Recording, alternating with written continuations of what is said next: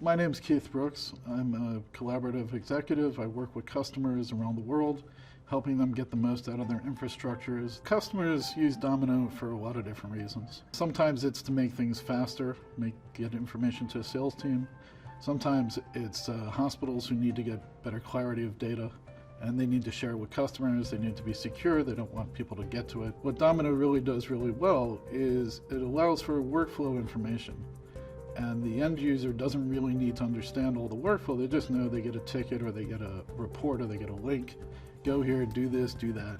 And the background database, the background processing handles all the information, sends it wherever it's got to go, and then ties it all together at the end with a reporting mechanism for people to know this is completed, this is still open. You can provide automatic updates, reports, whatever you need to people, however often. The integration points are there, so if a customer has Microsoft Office or Microsoft Teams, even if you want to go outside to like some of the social media sites so you can automatically post and generate information, it's all there.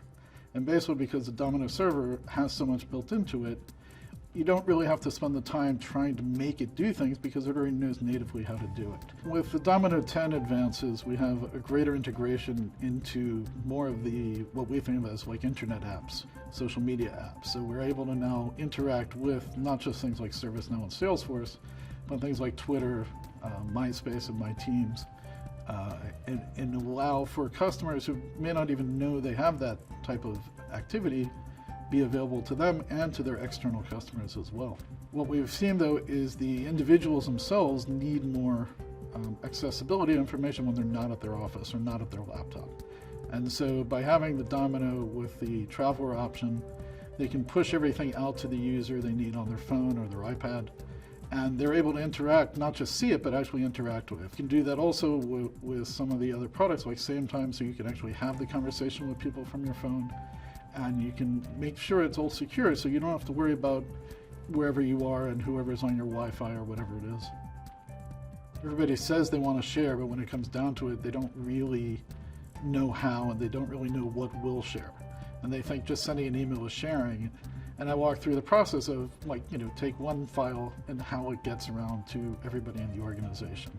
And by the time we're usually done, the customer usually buys into the idea that that's really sharing. When customers ask me, what will we get for Domino? What would be the benefit to us? Why would we want to use it? So you want something that's integrated and able to extend all that information without making too much of a headache to anybody. And Domino, of course, does that very well and very easily.